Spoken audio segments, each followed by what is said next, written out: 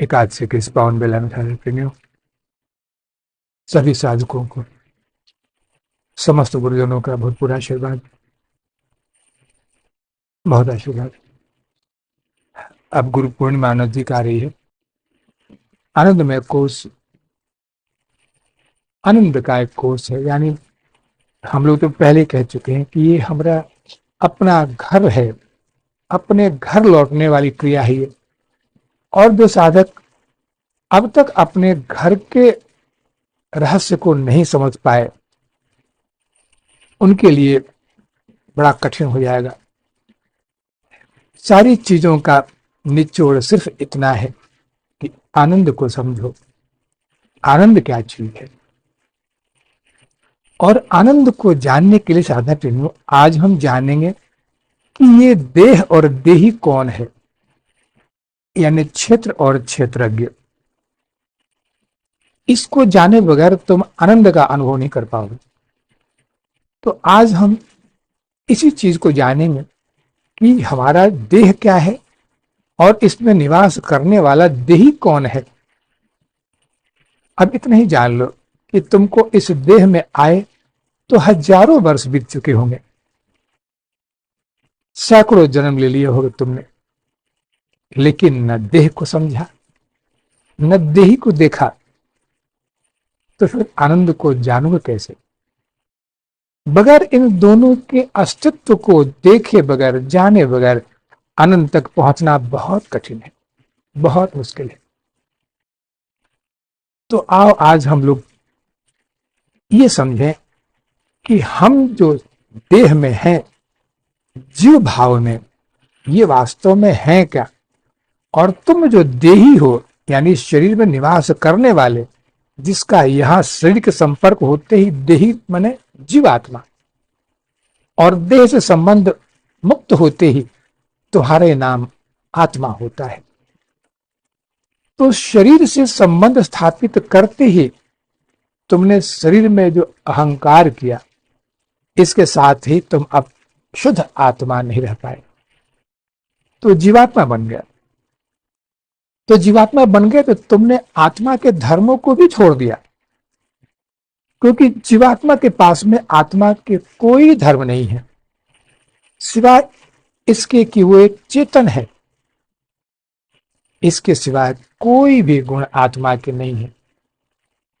तो तुमने सब कुछ भुला दिया, कहां से आए, कब आए, इस शरीर से संबंध कैसे स्थापित किया, और ऐसा स्थापित किया कि आज तक शरीर को छोड़ नहीं पा रहे हो। शरीर के सिवा दूसरा कोई आश्रय तो आज तक ढूंढ नहीं पाए, तो घर लौटो कैसे।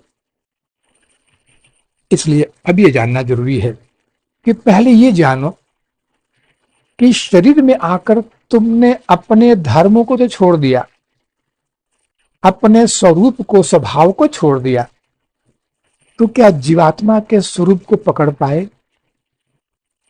क्या जीवात्मा के, तुम्हारी पहचान जीवात्मा के रूप में अभी जो है, ये है क्या चीज, और क्यों बने जीवात्मा। ऐसी कौन सी चीज है जिसने तुमको परमात्मा से जीवात्मा बना दिया। क्या ऐसा नहीं है कि जिस चीज ने तुमको परमात्मा से जीवात्मा बनाया, उस चीज का त्याग करते ही तुम पुनः जीवात्मा से परमात्मा बन जाओ। तो कितना सरल होगा अपने स्वरूप में लौटना। तो आनंदमय कोश की इस महत्वपूर्ण क्रिया का, व्याख्या का आज मैं तुमको जो बताने जा रहा हूं, इसको कोशिश करो अच्छी तरह समझने का। एक चीज की बारीकी को समझो कि कितना आसान है अपने स्वरूप में लौटना, अपने घर लौटना। लेकिन एक जीव जो संसार में रमण कर रहा है, उसके लिए उतना ही कठिन मानता है वो, कि बहुत ही कठिन है। और ईश्वर ने स्वरूप में लौटने के जो मार्ग हैं, उनको इतना दुर्गम बना दिया। नहीं साधक, मार्ग बहुत सरल है। आओ जानो पहले कि क्यों जीवात्मा बने, तुम जीव क्यों बने। देखो, दो चीजें होती हैं। जब भी तुम अहंकार कर बैठे शरीर के साथ। अब ये भी बताऊंगा कि ये शरीर की सत्ता क्यों आई तुम्हारे सामने। अगर नहीं आई होती तो तुम अहंकार करते ही नहीं इसमें। इन सब का रहस्य आज मैं तुमको खोलूंगा, बशर्ते कि तुम इसकी गहराई में जाके देखो इसको। तो तुम परमात्मा थे, लेकिन सिर्फ एक लीला को लेकर इच्छा तुमने व्यक्त की, और उस लीला को असली रूप देने के लिए शरीरों की आवश्यकता थी। ये शरीर लीला के लिए थे, लेकिन तुमने इसमें आसक्ति पैदा कर दी। अब आसक्ति होते ही कौन सी चीज हुई जिसने तुमको जीवात्मा बना दिया? तो दो चीजें होती हैं, आकर्षण और विकर्षण। आकर्षण कहते हैं श्वास को लेना, और विकर्षण कहते हैं श्वास को छोड़ना। तो परमात्मा जब तक तुम थे तब तक तुम्हारा व्यवहार श्वास के साथ नहीं था, श्वास के साथ तुम्हारा कोई संबंध नहीं था। लेकिन शरीर में आते ही शरीर के निर्वाह के लिए, इंद्रियों के निर्वाह के लिए वो ऊर्जा जो परमात्मा की है, ये श्वासों के माध्यम से तुम लेना शुरू की। लेकिन शरीर में आते ही वो जो ऊर्जा है, वास्तविक जो स्वरूप है, उन ऊर्जा का, ईश्वरी ऊर्जा का, कॉस्मिक रेज, ये शुद्ध रह नहीं पाया। तब ये भोगों के रूप में अंदर आने लगा, और तुम श्वासों के माध्यम से ऊपर से अगर देखो तो आज्ञा चक्र से नीचे आते हो तो विशुद्ध में श्वास अब नीचे आ रहा है। विशुद्ध से अनाहत में आए, अनाहत से मणिपुर में आए, मणिपुर से स्वादिष्ठान में आए, स्वादिष्ठान से मूलाधार में आए। यहां आकर तुम जो जो नीचे आते गए, तुम अपने वास्तविक स्वरूप को भूलते चले गए, और नीचे के जो केंद्र हैं स्वादिष्ठान और मूलाधार, इन दोनों में इतना ज्यादा आकर्षण है विषयों का कि यहां पहुंचने के बाद में जीव भाव का जो वास्तविक स्वरूप है माया में ग्रसित, वो इतना जकड़ जाता है कि अब ऊपर निकलने की प्रक्रिया बंद हो जाती है। तो श्वास ऊपर से चलना शुरू हुआ और तुम नीचे आए, ये हुआ विकर्षण। और फिर अब आकर्षण हुआ कि नीचे से श्वास को छोड़ते हुए तुम ऊपर जा रहे हो, लेते हुए श्वास को छोड़ते हुए ऊपर से नीचे आए थे, श्वास को लेते हुए नीचे से ऊपर जा रहे हो। अब नीचे से ऊपर जाना आकर्षण, श्वास को ऊपर से नीचे छोड़ना विकर्षण। अब यही क्रिया जब चलनी शुरू हुई तो तुम जकड़ते चले गए अपने इंद्रियों में, अपने चक्रों पर। और ये जो श्वास का आकर्षण और विकर्षण है, ये प्रक्रिया ने ही तुम्हारे अहम को जन्म दे दिया और तुम्हारी पहचान हो गई। तुम कहने लगे कि मैं तो जीव हूं। अब जीव भाव का जो अहम भाव है, ये शुरुआत हो गई इसी आकर्षण और विकर्षण के साथ। श्वास लेना और छोड़ना, लेना और छोड़ना। और यही एकमात्र एक ऐसी प्रक्रिया है जिसने तुम्हें अपने स्वरूप से अलग कर दिया, ढक दिया स्वरूप को। अभी तुम्हारे मन में यह विचार आ रहा होगा कि ये सब कुछ तो ऐसा लगता है कि श्वास का ही चीज है, ये श्वास ही तो छोड़ते हैं हम। श्वास को छोड़ते हुए ऊपर से मूलाधार में आए, श्वास को लेते हुए नीचे से ऊपर जा रहे हैं। नहीं चाहते, इसमें श्वास का कोई योगदान नहीं है, श्वास बिल्कुल इसमें नहीं है। लेकिन तुम व्यवहार करते हो श्वास का, यह सारा प्रक्रिया, इसका मूल कारण केंद्र है सहस्त्रार। जैसे कि मान लो अभी एक लोहार की भाती है, अब जब उसको फैलाओगे तो भीतर का फैलाव जब होगा तो वायु को आकर्षित करती है। वो वायु उसमें पहले था नहीं, खोलते ही वायु का आकर्षण होता है। ऐसे ही जो सहस्त्रार्थ जबकि श्वास की प्रक्रिया को छोड़ता है, तो ये सारी प्रक्रिया सहस्त्रार्थ में होती है, लेकिन छोड़े की प्रक्रिया जो होती है तो यही ऊर्जा शक्ति, ईश्वरी ऊर्जा श्वास के रूप में तुम अनुभव करते हो, जबकि ये श्वास है नहीं।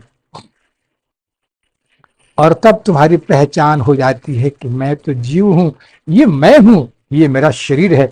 और तब तुम्हारी पहचान हो गई शरीर को लेकर, यानी इस देह को लेकर। तुम देही बन गए, तुम देही थे, अब तुम देह बन गए। और तुम सबका अपना परिचय देते हो कि मैं अमुक गुप्ता हूं, अमुक शर्मा हूं, अमुक प्रसाद हूं। ये नाम तुम्हारे शरीर का है साधना प्रेम में, तुम्हारा नहीं है। और ये नाम कब तक रहेगा? जब तक ये आकर्षण और विकर्षण श्वास का चलता रहेगा। तो जीव भाव की सत्ता सिर्फ इसी को लेकर है। अब तुम भूल गए कि तुम्हारा वास्तविक स्वरूप क्या है, तुम्हारा वास्तविक परिचय क्या था। तुम देही थे। देही माने शरीर को जानने वाला, क्षेत्रज्ञ। लेकिन अब तुम शरीर में निवास करने वाले अपने को मान लेते हो कि ये शरीर का मैं स्वामी हूं, मैं मालिक हूं इसका। अब तुम जीव बन गए। अब ये जीव बनते ही तुम सब कुछ अपने वास्तविक घर को भूल जाते हो, वास्तविक स्वरूप को भूल जाते हो, अपने सारे गुणों को, धर्म को भूल जाते हो। ये सब कुछ इसी आकर्षण और विकर्षण में है। अब दूसरी चीज बता रहा हूं कि ये श्वास के चलते हम लोग अपने आप को भूले क्यों? ऐसी कौन सी चीज थी इस आकर्षण और विकर्षण में कि उसने हमारे अपने स्वरूप को हमसे अलग कर दिया? तो देखो, जबकि श्वास को तुम छोड़ते हो, विकर्षण जब होता है, तो आज्ञा चक्र से जब विशुद्ध में आते हो, तो इसको कहते हैं कि वहां पर तरंगें पैदा होती है, स्पर्श होता है। जितनी तरंगें पैदा होंगी उतनी छुएंगी विशुद्ध को। विशुद्ध के बाद में अनाहत में पहुंचेंगे, वहां स्पर्श होगा, तरंगें फैलाएंगे वो, और फिर उसमें कंपन पैदा होगा।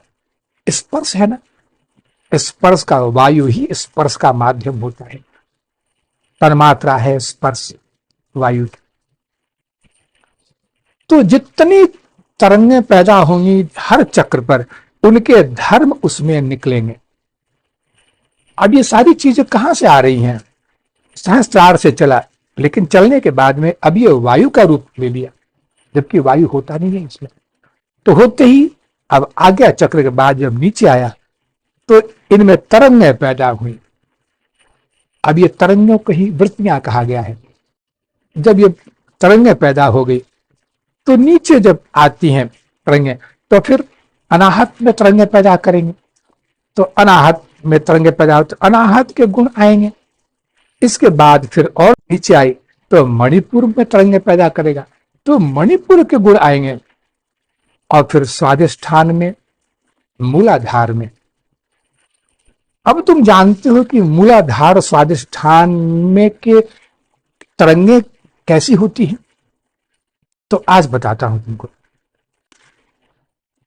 कि मूलाधार की तरंगें जब तरंगें जितनी ज्यादा व्यापक होंगी, जितनी तरंगें फैलेंगी, वृत्तियां फैलेंगी, उतना सेक्स जागृत होगा, काम वासना जगेगी। अब देखो, ये काम वासना जगाने वाला कौन था? ये जो चीजें हैं ईश्वरी चेतना, कॉस्मिक रेज। लेकिन तुम्हारे इन चक्रों के स्पर्श से किस रूप में आ गई वो? तो काम वासना को जागृत किया नीचे में।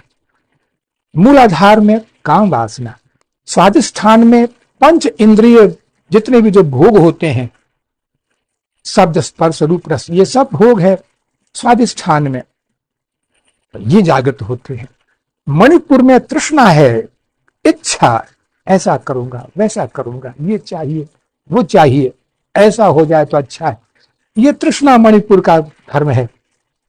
जितनी मणिपुर को स्पर्श करेंगे तरंगे, उतना इच्छाओं का वेग बढ़ेगा।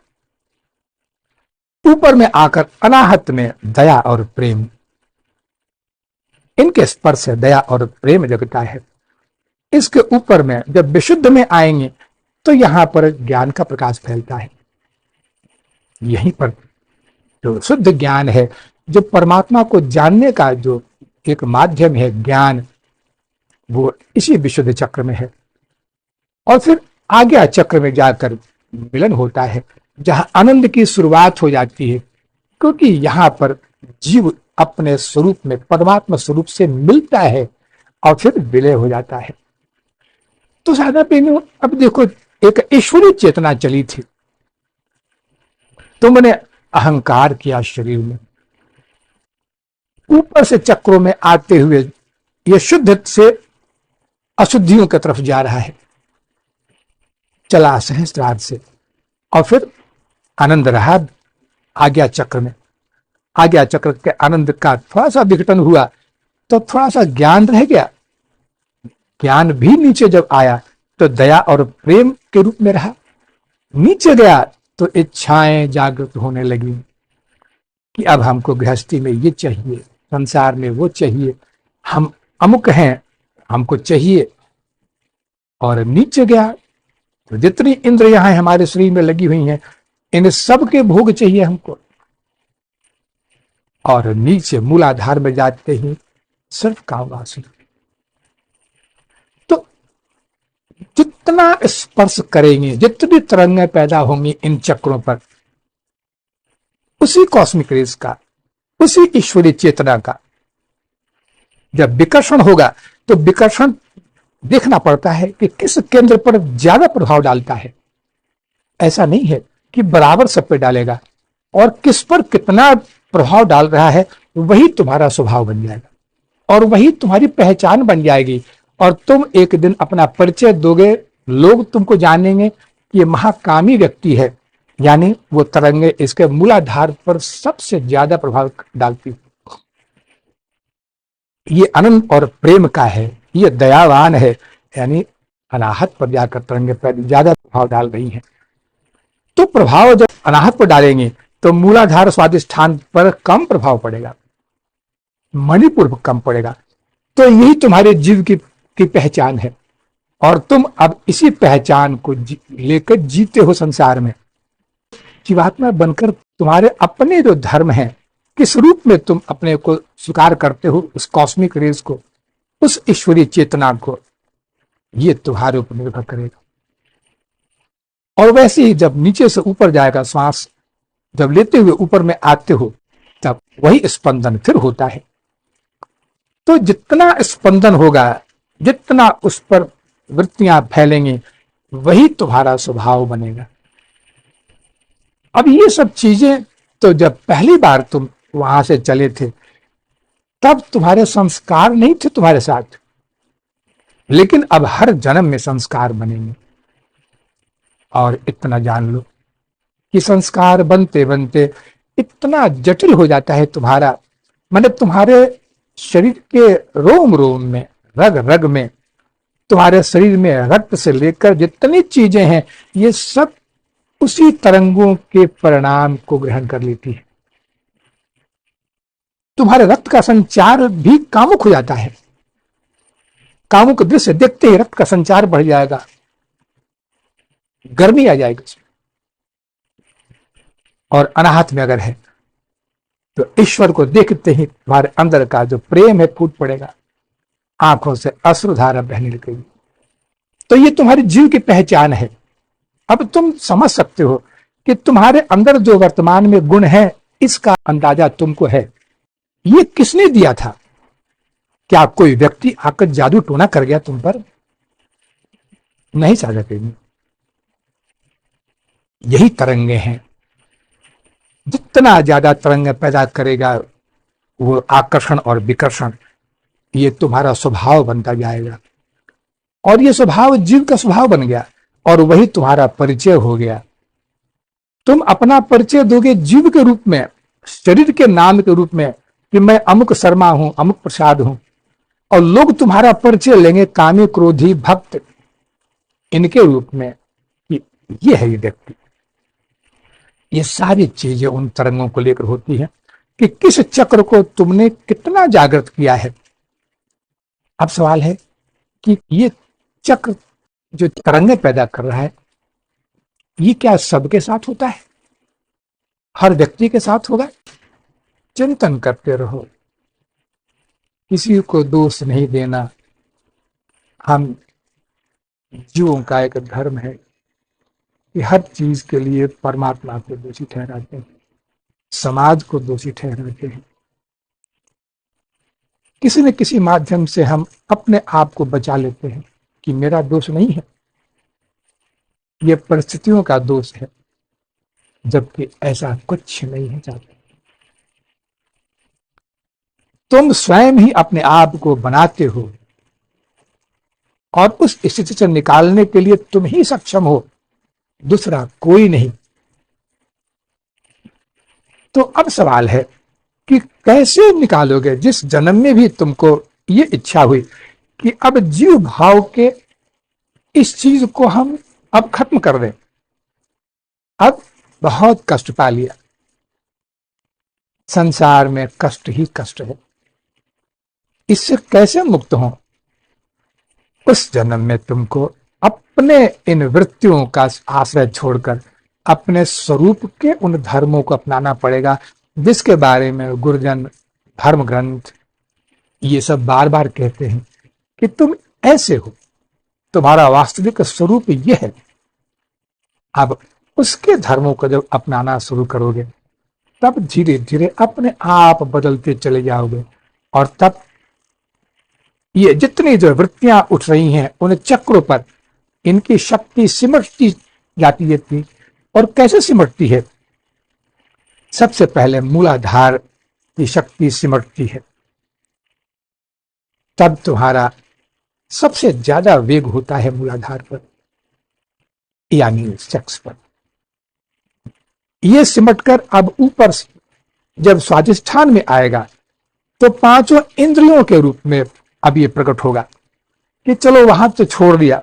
जैसे एक शराबी आदमी को अगर शराब छुड़वा दिया जाए तो वो अपने उसी नशे को किसी और माध्यम से अनुभव करना चाहता है। तो स्वादिष्ठान में इंद्रियों के माध्यम से खान पान, रहना सहना, सुनना, देखना, इनके माध्यम से उसी शख्स की तृप्ति करता है। वहां से ऊपर आएगा तो इच्छाओं का वेग जो होता है इस पर अंकुश लगाता है।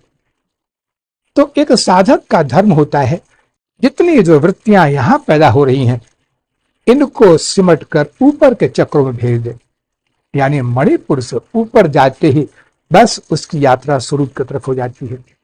लेकिन इसमें ऐसा कुछ नहीं है कि तुम चाहो कि ये फटाफट काम हो जाए, एक जन्म में हम मुक्त हो जाए। शुरुआत करनी पड़ेगी तुमको। एक बार शुरुआत करो, इसके बाद फिर ये प्रक्रिया अपने आप बढ़ती चली जाती है। एक बार मणिपुर तक, मणिपुर से ऊपर इन वृत्तियों को समेट कर भेज दो। अब ये जाकर आघात करती हैं अनाहत में, विशुद्ध में, आज्ञा में।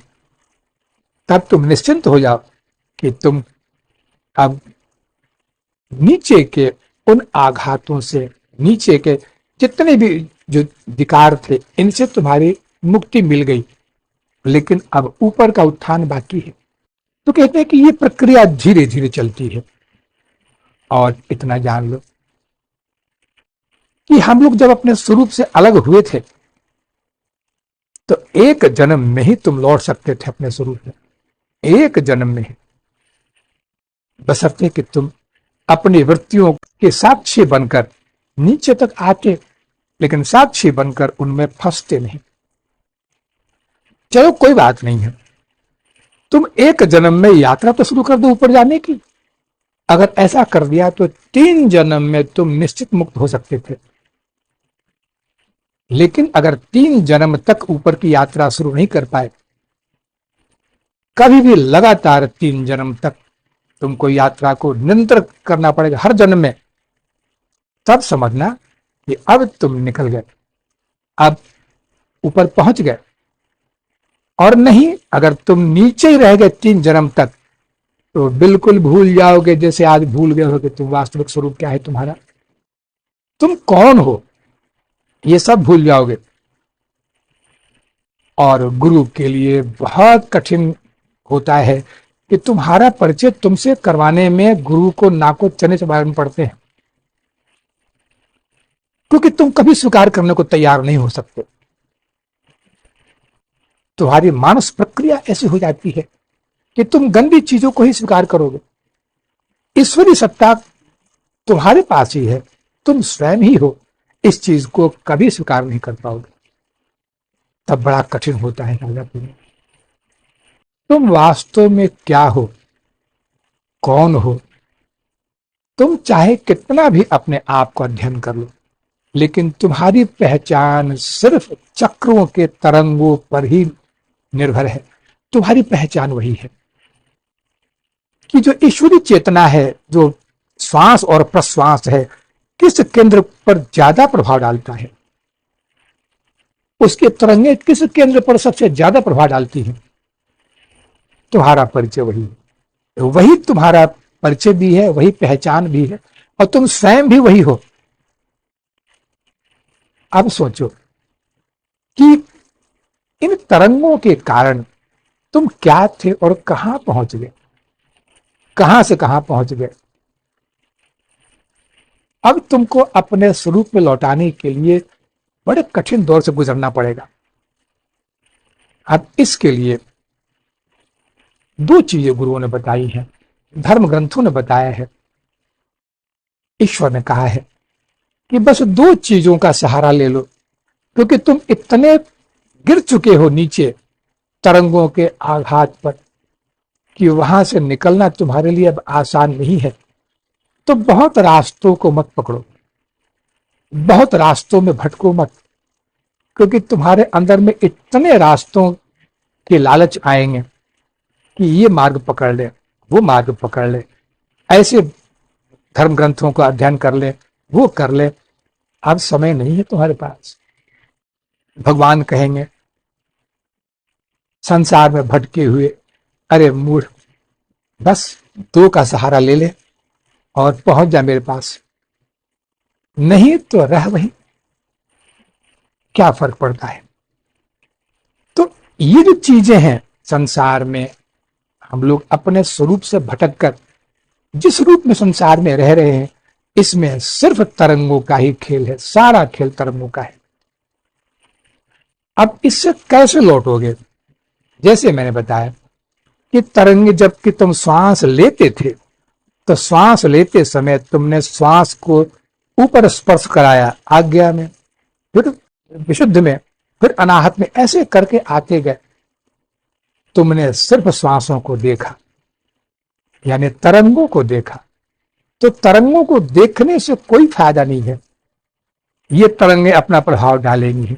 अगर इन तरंगों के साथ में, श्वास के साथ तुमने मंत्र को जोड़ दिया होता, तब तरंगों की शक्ति मूलाधार, स्वादिष्ठान और मणिपुर से सिमटनी शुरू हो जाती है, अपने आप सिमटनी शुरू हो जाएंगे, और तब होते होते अंत में जाकर ऊपर में ये अपनी पूरी आभा को, पूरी शक्ति को खो देती है। तब जीव भाव की समाप्ति हो जाती है। तो तुम श्वास तो लेते हो, लेकिन श्वास को सिर्फ श्वास के लिए लेते हो, इसलिए कि तुमको शरीर का विवाह करना है, इंद्रियों को भोग चाहिए। ये जो श्वास है वो एक तरह का लिफ्ट है तुम्हारे लिए, एस्केलेटर्स है, खाद्य पदार्थ लाता है तुम्हारे लिए बाहर से, और इंद्रियों का भरण पोषण कर। जब तक ये चलता रहेगा तब तक इंद्रियां बलवती होती रहेंगी, तब तक तुम्हारी वासना बढ़ती रहेगी। इनके साथ में एक नियम जीवन में अगर ले लो कि कोई भी श्वास बिना मंत्र के या बिना भगवान के नाम के नहीं लेंगे, इतने से ही तुम्हारा काम हो जाएगा। क्योंकि श्वास जब भी आ रहा है ये तरंगों को उत्तेजित करता है तुम्हारे चक्रों पर, और जैसे तुम्हारा स्वभाव है वैसे ये तरंगें पैदा होती है उन चक्रों पर, और उतना ज्यादा आकर्षित कर लेती हैं श्वास के अंदर के उस शक्ति को, और बलवती हो जाती है तुम्हारे तृष्णा, तुम्हारा विकार जो है। लेकिन अगर मंत्र रहेगा साथ में, भावना रहेगी, तो जितने जो हमारे चक्र हैं ये कभी भी अनिष्ट रूप में इसका रूपांतरण नहीं कर सकते। कहा है ने कि श्वास श्वास में हरि भजो, बिनु हरि श्वास न खोए, ना जाने उस श्वास का आवन होए न होए। पता नहीं श्वास लौट के आएगा कि नहीं, लेकिन अगर लौट के चला गया बिना मंत्र के, बिना भगवान के नाम के, तो दुर्गति तो और हो जाएगी फिर। तो श्वास को जोड़ो, श्वास के साथ में मंत्र को जोड़ो। मंत्र की भावना दिन भर करना आसान नहीं साधन, क्योंकि तुम दफ्तर में जाते हो, काम करते हो, अपना धंधा करते हो, ये संभव नहीं है। ये काम तुम अपने उस मन को क्यों नहीं दे देते हो? तब अजपा कर दो इसको। अगर अजपा कर लिया तो तुमको कोई जरूरत नहीं है, तुम सारे दिन अपना काम करो। अजपा का काम है कि हर श्वास के साथ में मंत्र को जोड़ देगा, हर मंत्र के साथ, हर श्वास के साथ।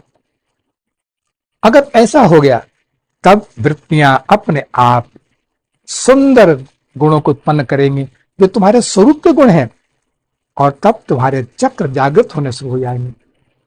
और फिर जिस दिन ये प्रक्रिया उल्टी होगी, जिस दिन तुम्हारे मूलाधार, स्वादिष्ठान और मणिपुर पर इन मंत्रों का आघात निरंतर पड़ना शुरू हो जाएगा, उस दिन अपने आप तुम्हारी यात्रा ऊपर को हो जाएगी और मूलाधार, स्वादिष्ठान और मणिपुर में जो तरंगे हैं ये अपनी शक्ति को ऊपर भेजना शुरू कर देंगे, यानी अनाहत, विशुद्ध और आज्ञा।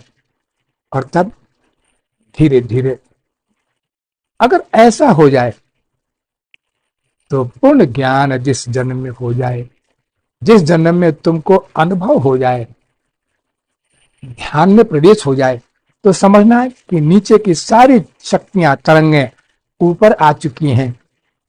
और तब निश्चित जानना कि ये तुम्हारा आखिरी जन्म है। इसके बाद अब तुम कर्मों के हिसाब से नहीं आओगे, संसार में कर्म के लिए नहीं आओगे।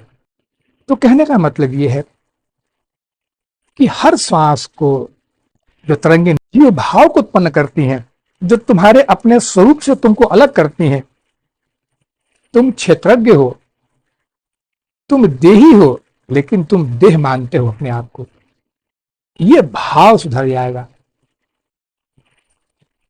अब इतना जान लो कि संसार में जितनी चीजें जो हो रही हैं ये सब तो एक ईश्वर के एक रचना है। ये सारा जगत ईश्वर की एक सुंदर रचना है, बहुत सुंदर रचना है साधना प्रेमियों। इसका तुम अंदाजा नहीं लगा सकते अभी, क्योंकि तुम जीव भाव में रहकर कष्टों को भोग रहे हो, इच्छाओं में डोल रहे हो। इच्छाओं की पूर्ति में सुख का अनुभव तो करते हो, लेकिन जब तक आनंद का अनुभव नहीं करोगे तब तक तुम इस रहस्य को नहीं जान सकते। तो जिस दिन तुम्हारी ये चेतना जो है नीचे से ऊपर की तरफ प्रभावित होने शुरू हो जाएगी, उस दिन धीरे धीरे सारे रहस्य खोलने शुरू हो जाते हैं, सब कुछ बदलना शुरू हो जाएगा तुम्हारा। और ये सब कोई मुश्किल काम नहीं है। अगर तुम्हारे अंदर में लगन है तो निश्चित है कि एक जन्म में सब कुछ कर सकते हो, बशर्ते कि इसके लिए साधना के संपर्क में निरंतर रहना पड़ेगा। तुम्हें साधना को निष्काम बनाना पड़ेगा। तो कोई भी साधना जो अगर सकाम भाव से जगती है तो वो ईश्वर को कभी दे नहीं सकती है। निष्काम साधना होनी चाहिए। जीवन में जीव भाव में रहो। जीव भाव में रहना गुनाह नहीं है, क्योंकि जीव और ईश्वर में कोई भेद नहीं है। भेद है सिर्फ एक सुप्त अवस्था है, एक जागृत अवस्था है, एक अज्ञान अवस्था है, एक पूर्ण ज्ञान अवस्था है। लेकिन उस अवस्था में रहने वाले दोनों बराबर ही हैं, एक ही हैं। किसी की आंख खुल गई, किसी की आंख लग गई। इसलिए जब ऐसी प्रवृत्ति जगती है तो गुरुजनों से कुछ छिपा नहीं पाओगे। गुरुजन इस चीज को बहुत बारीकी से अध्ययन करते हैं। तुम कितना भी अपने आप अपनी तारीफ कर लो गुरुजनों के सामने, दुनिया के सामने, कि मैं इतना कुछ कर चुका, इतनी साधना कर चुका, ये ज्ञान है मुझे, इतने ग्रंथ पढ़ लिए मैंने, ये सब चीजें हैं। तुम्हारा चक्रों की जो तरंगे हैं, तुम्हारा जो परिचय है, ये सब कुछ बयान करता है। तुम्हारा स्वभाव जीव का है या अपने स्वरूप का है, ये सब बताता है। तुम अपने को अगर अच्छा साधक मानते हो, फिर भी सांसारिक गुणों को लेकर बैठे हो, तो यानी स्वरूप के स्वभाव को तुमने नहीं जाना, भी पकड़ा नहीं उसको। तब गुरुजन जानते हैं चीज को। इसलिए कहता हूं कि इन सब चीजों के लिए सबसे जरूरी है कि हर चीज के साथ में अजपा का अभ्यास करो, मंत्र को जोड़ो, क्योंकि सारा खेल, सारी लीला जो है, ये सहस्त्रार्थ की अपनी लीला है। एक भाथी की तरह वो भेजता है, वो तो शुद्ध तरंगे भेजता है, लेकिन नीचे उतरते ही वो अशुद्ध होती चली जाती हैं। और अशुद्ध होते हैं तो अपनी पहचान जब जीव में कर लेते हो, तो तुम शुद्धता को ग्रहण कर नहीं पाते हो, तब हर चीज अशुद्ध हो जाती है। तो जब ये प्रयास चलेगा, तुम्हारी पहचान बिल्कुल स्पष्ट हो जाएगी। जो स्वरूप के करीब पहुंचने का प्रयास कर रहे हैं, आप पहुंच रहे हैं, वो ज्ञानवान होंगे, नम्र होंगे, उनके अंदर में ईश्वरीय गुणों का समावेश होगा। लेकिन जो स्वरूप से दूर हैं, चाहे वो अपने बारे में कुछ भी मानते हो, खुद को समझा लेते हो, लेकिन स्वरूप से अगर दूर हैं और जीव भाव में ही जी रहे हो, तो अज्ञान में है और कष्टों में है, तनाव में है। जीव भाव के सारे गुण उनमें मौजूद होंगे। सबसे बड़ी चीज है साधना प्रेमी कि तुम्हारे अंदर, तुम्हारे शरीर में एक ऐसा आईना है जिसको चेहरा कहते हैं। उस पर पांचों इंद्रियां हैं और ये हर चीज को नित्य प्रति तुम्हारे अपने स्वरूप को, स्वभाव को व्यक्त करता रहता है। पढ़ने वाला चाहिए। जैसे मैंने बताया कि मूलाधार स्वादिष्ठान मणिपुर से इन तरंगों की शक्ति को तुमने अगर ऊपर भेज दिया, तब ये शक्ति का जो संचालन है, ये तरंगें स्वतः ही अपना काम करती हैं। तुम्हारी साधना का मूल केंद्र जो सब कुछ है, ये मणिपुर चक्र तक ही है। ऊपर में तुम सिर्फ 4 आना साधना करते हो, 12 आना तुम्हारा शरीर, तुम्हारा मन, इसमें गुरुजन भी हैं, ईश्वर स्वयं है। तो 12 आना साधना उनकी चलती है, 4 आना तुम सहायक बनते हो, और वो जन्म तुम्हारा आखिरी जन्म होगा। अगर चाहते हो कि आनंद की वो किरणें जो तुम्हारे पास में सुख और दुख के रूप में विकसित हो रही हैं, इसका अनुभव करते हो, रोते हो, बिलखते हो, इनको अपने घर लौटा दो। इसके लिए तुमको अपने घर लौटना पड़ेगा, और फिर ये सारी प्रक्रिया जब उल्टी होती है, तब धीरे धीरे इस शरीर के बाद में ब्रह्मांड तुम्हारा अगला शरीर होगा, और फिर उसमें सिमटते चले जाओगे। तब एक बिंदु पर आकर सिमट कर, और यही बिंदु तुम्हारा आनंद का घर है, और यही तुम्हारे स्वरूप का एक झोपड़ी है, जो आनंद धाम है।